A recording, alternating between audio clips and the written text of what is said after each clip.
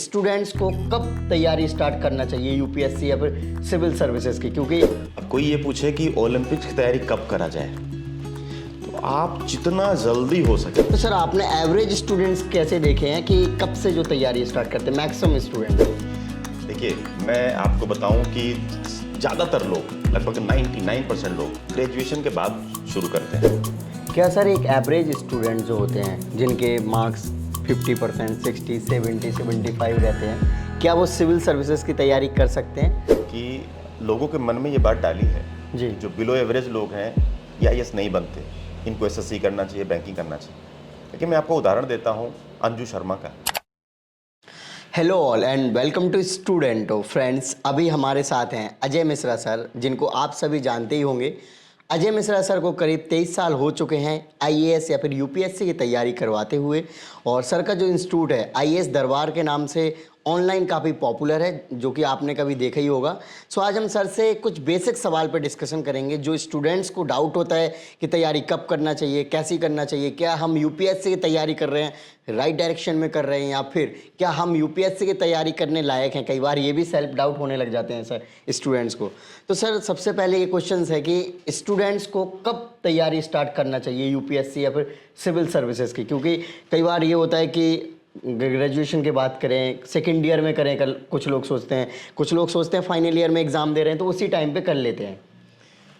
देखिए, ये कंपटीशन है, इसको आप मान सकते हैं कि ओलंपिक्स। हाँ। अब कोई ये पूछे कि ओलंपिक्स की तैयारी कब करा जाए, तो आप जितना जल्दी हो सके, मतलब अगर कोई बच्चा कह रहा है कि मैं 11th से तैयारी करूंगा, तो मैं कह रहा हूँ सबसे अच्छा है। क्योंकि आप ऐसे लोगों के साथ कंपटीशन में हैं जो 5 साल से तैयारी कर रहे हैं।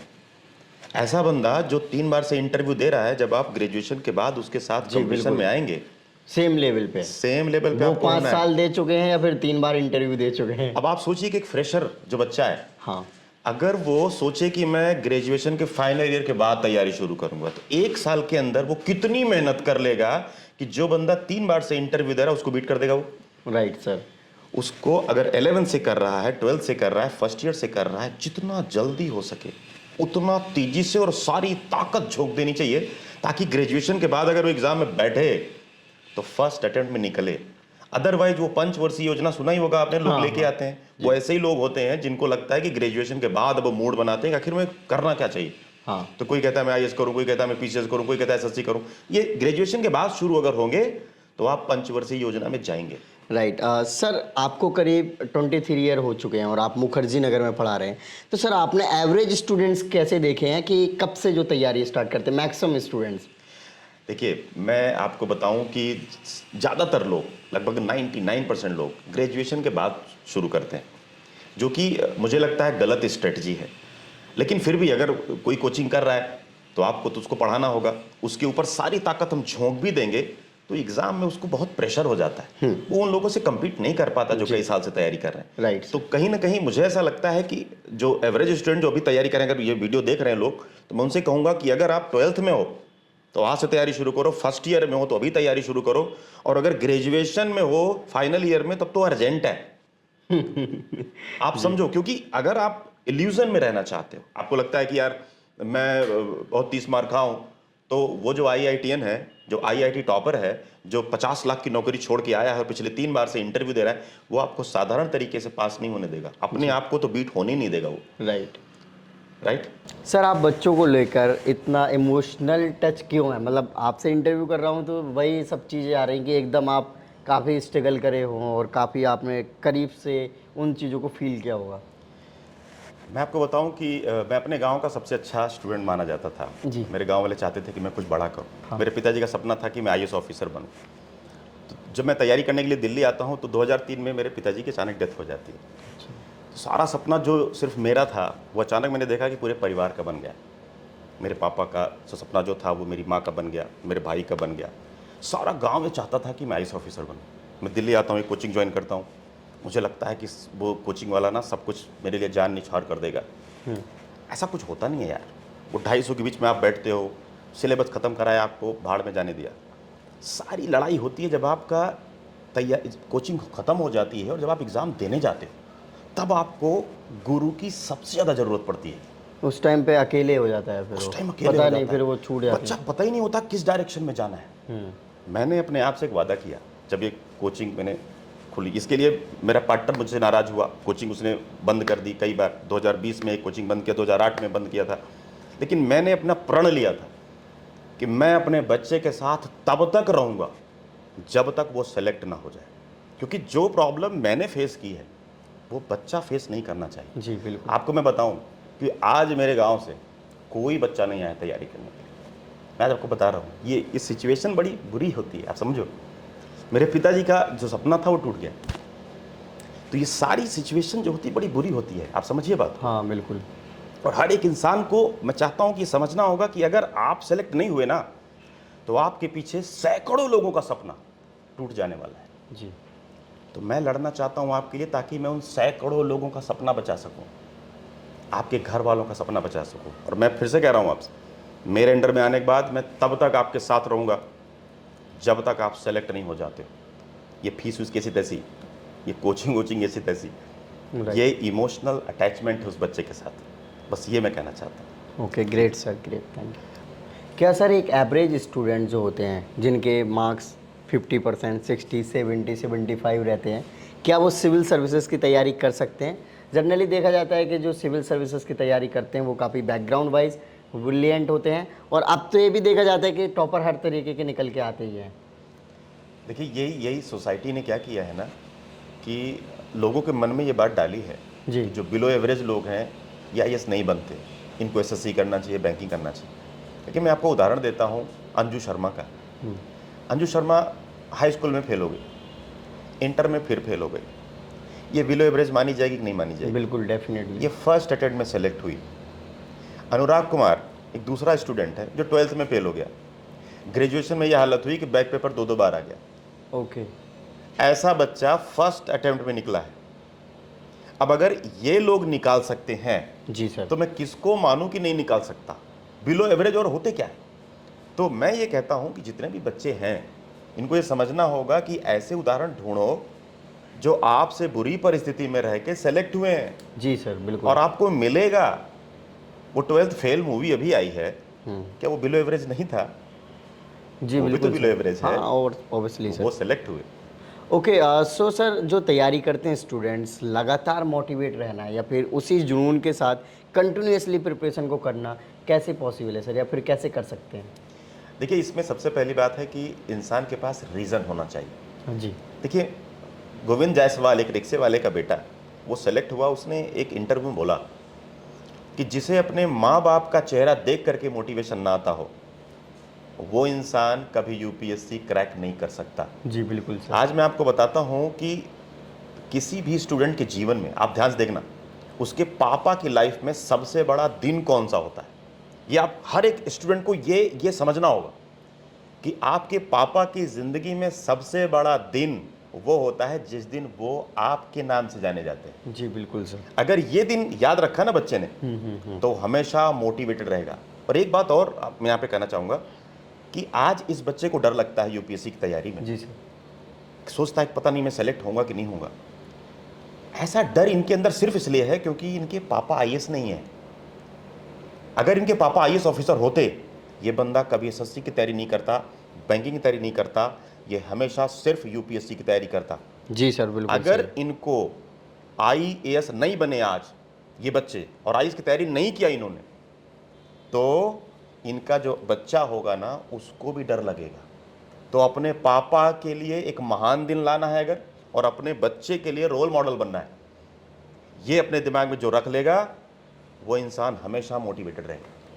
Okay, great sir. सर जैसे कि आपने अराउंड 23 ईयर दिए हैं तैयारी को, तो आप बता सकते हैं कि कोई ऐसा रास्ता है या फिर कोई ऐसी स्ट्रेटजी या फिर कह सकते हैं कोई ऐसा मंत्रा है जिससे कि वो आईएएस या फिर आईपीएस जो उनका ड्रीम है उसको पूरा कर सके? मैं बिल्कुल कह रहा हूँ आपसे कि ये एकदम डेफिनेट रास्ता है। मतलब लोग ऐसा कहते हैं ना कि यार आईएएस बनने का कोई रास्ता नहीं है, जो भाग्यशाली लोग होते हैं वो बनते हैं। मैं कह रहा हूँ, मैंने 23 साल दिए इस फील्ड में, मैंने ट्रेनिंग दी है बच्चों को, और मैं कह रहा हूँ डेफिनेट रास्ता है जिस पे चल के आप अपनी मंजिल पर पहुँच सकते हैं। और इसका एग्जाम्पल मैं आपको दिखाना चाहता हूँ। प्रतापगढ़ का एक परिवार है, मिश्रा परिवार। ओके। पहले उनका बड़ा भाई सेलेक्ट हुआ, हाँ 2 साल बाद उनकी बहन सेलेक्ट मैंने हुई, उनका इंटरव्यू कर रखा है। उसके 2 साल बाद उनका छोटा भाई सेलेक्ट हुआ। आपको क्या लगता है सारे भाग्यशाली हैं? ये हमें समझना चाहिए कि जो बड़ा भाई 4 साल स्ट्रगल करके सेलेक्ट हुआ, वो ये समझ गया कि गलती कहाँ कहाँ होती है। हाँ वो अपने छोटे भाई बहनों को वो गलती नहीं करने देता, तो वो एक ही अटेम्प्ट में सेलेक्ट हो जाते हैं। तो डेफिनेट रास्ता है कि नहीं है? मैंने रिसर्च करके एक ऐसा रास्ता निकाला कि यार अगर उस बच्चे के अंदर एक डेफिनेट तरीके से ट्रेनिंग उसे दी जाए तो वो बच्चा फर्स्ट अटेम्प्ट में क्रैक कर सकता है। इवन बिलो एवरेज बच्चे को मैं बता रहा हूँ, मैंने बीए किया हुआ बच्चा, बीए किया हुआ 6 घंटे की पढ़ाई करने वाले बच्चे को सेलेक्ट कराया, लेकिन उसके अंदर क्वालिटी होनी चाहिए, वो बच्चा डेडिकेटेड होना चाहिए, वो बच्चा जिद्दी होना चाहिए। जी सर, आपके हिसाब से सर कोचिंग या ट्रेनिंग क्या ज़्यादा ज़रूरी है, क्योंकि आप ट्रेनिंग पे ज़्यादा फोकस करते हैं? एक्चुअली में कोचिंग का मतलब लोग क्या समझते हैं? कोचिंग का मतलब लोग समझते हैं सिलेबस ख़त्म करो और सेल्फ स्टडी करो। अगर सेल्फ स्टडी करके सिलेबस ख़त्म करके सिलेक्शन हो रहा होता तो जो लोग 5 साल से तैयारी कर रहे हैं, 3 बार से इंटरव्यू दे रहे हैं ना, वो सिलेबस को 18 बार रौंद चुके हैं, वो तो कब के सिलेक्ट हो गए होते। जी सर बिल्कुल। ट्रेनिंग क्यों ज़रूरी है? ट्रेनिंग का मतलब है कि जो इंसान 3 बार से इंटरव्यू दे रहा है उसकी आंसर राइटिंग की एक क्वालिटी है। अगर ट्रेनिंग दे दी जाए इस बच्चे को, मैं अपने 23 साल का एक्सपीरियंस की ट्रेनिंग इस बच्चे को दे दूं, तो इसकी आंसर राइटिंग इस इंसान से 6 महीने में बेटर हो जाएगी और ये लड़का फर्स्ट अटेम्प्ट में सेलेक्ट होगा। लेकिन अगर ट्रेनिंग नहीं दी गई, इसको रास्ता पता ही नहीं है। जब तक आप इससे ज़्यादा कैपेबल नहीं हुए, जो बंदा 3 बार से इंटरव्यू दे रहा, अगर इससे ज़्यादा कैपेबल नहीं हुए, इससे बढ़िया आंसर राइटिंग नहीं हुई, तो आप इसको बीट कैसे करोगे? जी सर। तो ट्रेनिंग इसलिए ज़रूरी है। और सारी कोचिंग में सिर्फ क्या हो रहा है, सिलेबस ख़त्म करके उनको छोड़ दे रहे हैं और कहा जाओ सेल्फ स्टडी करो। बिना ट्रेनिंग के इसको बीट कर पाना थोड़ा सा मुश्किल है, इसलिए मैं ट्रेनिंग पर ज़्यादा फोकस करता हूँ। ओके, सो आंसर राइटिंग के बारे में आपने बोला, तो आंसर राइटिंग में क्या चीज़ें इंपॉर्टेंट रहती हैं या फिर किस तरीके से आप ट्रेन करते हैं स्टूडेंट्स को? आंसर राइटिंग में सबसे इंपॉर्टेंट पार्ट है कि आप 2 चीज़ें समझो। पहला, यूपीएससी क्या चाहता है, और दूसरा, वो एग्जामिनर क्या चाहता है। जी सर। अगर 2 चीज़ें समझ में आ गई ना, जो कि मैं ट्रेनिंग दे करके समझाता हूँ, 2 चीज़ें समझ में आ गई तो इंसान जितना मार्क्स चाहे उतना मार्क्स ले सकता है। और इसे समझाने में मुझे 6 महीने 8 महीने लग जाते हैं। टाइमर लगा के ट्रेनिंग देता हूँ बच्चों को और ये चीज़ समझाता हूँ कि देखो ये जो वर्ड लिखने जा रहे हो, ये लाइन लिखने जा रहे हो ना, इससे उस एग्जामिनर के दिमाग पर क्या इंपैक्ट पड़ेगा। आज आप ये वीडियो चैनल बना रहे हैं, ये वीडियो आप बना रहे हैं, आपको भी पता है कि ऑडियंस के दिमाग पर अगर अच्छा असर हुआ तो ये वीडियो वायरल होगा। राइट। सेम चीज़ आपका ऑडियंस जो है एग्जामिनर होता है। एग्जामिनर के दिमाग पर अगर इम्पैक्ट किया आपका आंसर, तो आपको मार्क्स मिलेंगे। जी सर बिल्कुल। आपके हिसाब से सर यूपीएससी तैयारी में अनुभवी व्यक्ति का सुपरविज़न या फिर उसको फॉलोअप लेना कितना ज़्यादा ज़रूरी है? अभी मैंने एक एग्जाम्पल दिया था आपको कि एक घर में एक बड़ा भाई आईएएस ऑफिसर बन जाता है, उसका छोटा भाई 2 साल बाद बन जाता है, उसकी छोटी बहन 2 साल बाद बन जाती है। आखिर क्यों? सिर्फ सुपरविज़न। आप जरा सोचिए कि ज़्यादातर लोग जो दिल्ली में तैयारी कर रहे हैं ना, ये जाना तो चाहते हैं मसूरी, लेकिन ये गलती से मुड़ जाते हैं दिल्ली से जयपुर वाली रोड पे। तो ये मेहनत तो पूरी कर रहे हैं, लेकिन दिशा गलत होने की वजह से ये 5 साल 6 साल तक सेलेक्ट नहीं होते। लेकिन जिसके घर में एक बड़ा भाई होता है, वो उनको गलती करने नहीं देता, सुपरविजन करता है और फर्स्ट अटेम्प्ट में सेलेक्ट कराता है। तो बिना सुपरविजन के आपको पता कैसे चलेगा कि आप गलती कर कहाँ रहे हो? राइट। सर कुल मिला के आपका कहने का मतलब है कि मेंटर या फिर कोई ऐसा इंसान होना चाहिए जो उनको मतलब फालतू की चीज़ें ना करने दे और जो उनका गोल है उसके प्रति उनको बार बार फॉलोअप करता रहे। ये जो वर्ड आपने मेंटर बोला ना, इसमें मैं एक बार कहना चाहूँगा। जितने भी कोचिंग वाले कहते हैं मेंटरशिप मेंटरशिप मेंटरशिप, ये एक्चुअली मेंटरशिप का मतलब बाकी कोचिंग वाले कर क्या रहे हैं, ये डाउट क्लियर कर देते हैं मेंटरशिप के नाम पे। ओके। डाउट क्लियर कर देने से सिलेक्शन थोड़े होगा, बच्चे को डाउट आए ही ना तो। सुपरविजन का मतलब होता है ऊपर से आपको देखना होता है बच्चे को कि वो गलती ना करे। सुपरविजन इसलिए जरूरी है। ओके, तैयारी में देखा जाता है कि लक बहुत ज़्यादा फैक्टर, मतलब जैसे टॉपर्स मैंने इंटरव्यू करे हैं तो बोलते हैं हाँ लक कहीं ना कहीं मैटर करता है, तो आपके अकॉर्डिंग आप इसको किस तरीके से देखते हैं? मेरे हिसाब से लक 0 मैटर करता है, मेरे हिसाब से। क्यों? क्योंकि अगर मैं बोलूँ सूरज तिवारी 2023 में, जिसके दोनों पैर नहीं थे, एक हाथ नहीं थे, आप इसको लकी मानेंगे? ये लकी था क्या? ये सेलेक्ट हुआ। प्रांजल पाटिल की 6 साल की उम्र में दोनों आंखें चली गईं। आपको इसको लकी मानते हैं? ये लड़की सेलेक्ट हुई। गोविंद जायसवाल, एक रिक्शे वाले का बेटा, 6 साल की उम्र में, 6वीं क्लास में था, उसको अपने दोस्त के घर से सिर्फ इसलिए निकाल दिया गया क्योंकि वो रिक्शे वाले का बेटा था। स्ट्रगल किया, उसके पैर को, उसके पापा को ना पैर में प्रॉब्लम आ गई, उसकी बहन को सुसाइड करने की नौबत आ गई, लेकिन वो लड़का लड़ता रहा 6 दिन तक। आप सोचिए, वो इतनी पढ़ाई करता है कि यहाँ तो चिपक गई। इसको कोई लकी बोलता है? लक नहीं, जुनून, पागलपन। मैं आपसे कहना चाहता हूँ, इंडिया में तो कर्म चलता है। सही दिशा में कर्म करो, आपकी परिस्थितियाँ कोई भी हो, आप सेलेक्ट होगे। राइट। सर, मैंने सुना है कि आपके अंडर में ऐसे स्टूडेंट्स ज़्यादा आते हैं जो कि पहले से तैयारी कर चुके होते हैं, तो क्या ऐसी ज़रूरत पड़ती है कि वो आपके पास आते हैं जबकि वो तैयारी कर चुके हैं या फिर कोचिंग भी ले चुके हैं? सबसे अच्छा रिजल्ट यही बच्चे देते हैं एक्चुअली बाजीराम में कोचिंग कर लिया, श्री राम में कोचिंग कर लिया, बहुत जगह कोचिंग कर लिया, 2-3 बार से वो दे रहे हैं, कोई मेंस लिख रहा है, कोई इंटरव्यू दे रहा है, लेकिन 3-4 बार के बाद तो उनको समझ में नहीं आता कि गलती हो कहाँ रही है, अब वो कहाँ जाए। तो ऐसे बच्चों को कहीं से पता चलता है मेरे बारे में, मेरे अंडर में आते हैं, और मैं सिर्फ कुछ नहीं करता। आपको क्या लगता है उनको हिस्ट्री पढ़ाऊंगा? जो बंदा 3 बार से इंटरव्यू दे रहा है, मैं हिस्ट्री पढ़ाऊंगा, ज्योग्राफी पढ़ाऊंगा? कुछ नहीं। मैं उनकी स्ट्रेटजी सही करता हूँ, सुपरविजन करता हूँ, जो कमियां होती दूर करता हूँ, और लड़का यूं सेलेक्ट होता है। Okay, great sir. आप समझिए स्ट्रेटजी का मैटर क्या होता है। स्ट्रेटजी हमेशा जितने भी इंस्टीट्यूट वाले हैं वो स्ट्रेटजी सबको कॉमन बताते हैं। नहीं, नहीं, हर एक बच्चे की पर्सनालिटी अलग है, हर बच्चे का बैकग्राउंड अलग है, जी बिल्कुल। हर बच्चे का लेवल ऑफ अंडरस्टैंडिंग अलग है, राइटिंग स्किल अलग है, कैपेसिटी टू फोकस अलग है। बिल्कुल। इसके आधार पे स्ट्रेटजी बनानी चाहिए, तब वो लड़का सेलेक्ट होगा। तो सबकी स्ट्रेटजी अलग होनी चाहिए और सुपरविजन होना चाहिए। ओके, सो आपने स्ट्रेटजी और इसके ऊपर ज़्यादा फोकस किया कि हर बंदे का अलग अलग कैलिबर होता है या फिर उनकी अलग अलग सोच और समझ होती है, तो स्ट्रेटजी भी डेफिनेटली अलग होनी चाहिए। मतलब एक स्ट्रेटजी बता दी तो सब पे लागू नहीं होती है, इसीलिए आप सुपरविज़न पे मेनली फोकस करते हैं। सो सर, जो स्टूडेंट्स आपके पास आते हैं आईएएस आईपीएस बनना चाहते हैं, तो आप किस तरीके से मदद करते हैं?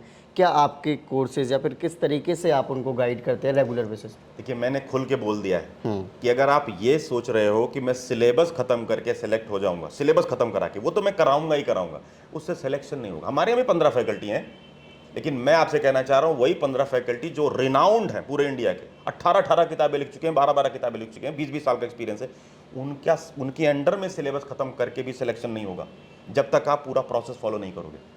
तो मेरा प्रोसेस है कि हर एक बच्चे की स्ट्रेटजी पहले बनाई जाए, उसकी personality, background, level of understanding, writing skill और कैपेसिटी टू फोकस के आधार पर उसकी स्ट्रेटजी बना दीजिए। फिर उसको ट्रेनिंग दीजिए, वो ट्रेनिंग जिससे वो उन लोगों से जो सिलेक्शन लेने के बाद भी अपनी रैंक बढ़ाने के लिए लड़ने आ रहे हैं। भाई, इस बार की दिव्या तंवर सेलेक्ट हो गई थी, फिर भी रैंक एग्जाम देने आई ना। हाँ, ऐसे लोगों से कंपटीशन है। मैं अपने 23 साल का एक्सपीरियंस उस बच्चे के अंदर ठूंस देना चाहता हूं। 1 साल के अंदर उसकी ऐसी आंसर राइटिंग ट्रेनिंग हो कि वो बंदा जो सेलेक्ट हो गया ना, उससे बेहतर ये परफॉर्म करे, प्रीलिमिनरी में इनसे बेहतर परफॉर्म करे, इंटरव्यू में इनसे बेहतर परफॉर्म करे। इसके लिए ट्रेनिंग देते हैं और फिर लास्ट में सुपरविजन करते हैं। सुपरविजन करते हैं, गलती करता ही नहीं है, गलती करेगा ही नहीं तो सेलेक्ट होगा। जितने भी लोग 5 साल तक सेलेक्ट नहीं हो रहे, मैं आपको बताऊं वो करते क्या है। पहली बार वो सिलेबस खत्म कर लिया, सेल्फ स्टडी कर लिया, जी सर। गए एग्जाम देने, एक गलती हो गई, 1 साल गया। अगली बार जब जाते हैं तो पिछली वाली गलती सही कर लेते हैं, लेकिन अगली साल दूसरी गलती हुई, 2 साल गया, तीसरी साल तीसरी गलती, चौथे साल चौथी गलती। अगर मैं इस बच्चे को अपने अंडर में रख लूं, मुझे पता है गलती कहाँ होती है ना, इस बच्चे को मैं कोई गलती करने ही ना दूं, एग्जाम में कोई गलती करे ही ना, तैयारी में कोई गलती करे ही ना, ये फर्स्ट अटेम्प्ट में सेलेक्ट होगा, मैं कह रहा हूं। Great sir. सो इसी से रिलेटेड एक और क्वेश्चन है। तो जनरली टीचर्स कुछ स्टूडेंट्स को फेवरेट मानते थे स्कूल कॉलेज में, आपने देखा ही होगा। तो सर, आप किस तरीके के स्टूडेंट्स चाहते हैं कि इस तरीके का स्टूडेंट्स हो तो मैं 100% गारंटी लेता हूं कि इसका सिलेक्शन हो जाएगा? मैं आज आपके वीडियो के माध्यम से, आपके चैनल के माध्यम से मैं कहना चाहता हूँ, मुझे सिर्फ कुछ क्वालिटीज स्टूडेंट में ढूंढनी होती, सिर्फ कुछ क्वालिटीज। पहली चीज़, जितने भी, अगर वो बच्चा मुझे मिल जाए ना, मैं कह रहा हूँ वो बच्चा सेलेक्ट होगा, फर्स्ट अटेम्प्ट में सेलेक्ट होगा। पहली चीज़, उस बच्चे को एकदम क्लियर होना चाहिए उसे करना क्या है, क्लैरिटी। बच्चा आता है, आईएएस की तैयारी करना चाहता है, पीसीएस देना चाहता है, रिव्यू ऑफिसर देना चाहता है, एसएससी देना चाहता है। एक आईआईटी टॉपर 50 लाख की नौकरी छोड़ के आता है, सिर्फ यूपीएससी देता है वो। अगर आप क्लियर हो जाओ कि आपको सिर्फ आईएएस बनना है या सिर्फ आईपीएस बनना है, मेरे पास आओ। दूसरा, आपके पास करेज होना चाहिए, साहस, यानी आपके पास निर्णय लेने का साहस। आपको हिम्मत ही नहीं हो रही है, आपको लगता है अगर मेरा सिलेक्शन नहीं हुआ तो क्या होगा। हिम्मत, वो आईआईटी टॉपर 50 लाख की नौकरी छोड़ के आ गया, उसके पास करेज है। आपके पास उतना करेज होगा, आपका सिलेक्शन होगा। जी सर, बिल्कुल। और तीसरा, आपको जिद्दी होना पड़ेगा। सुनील धनवंतरी से मैं मिला जी।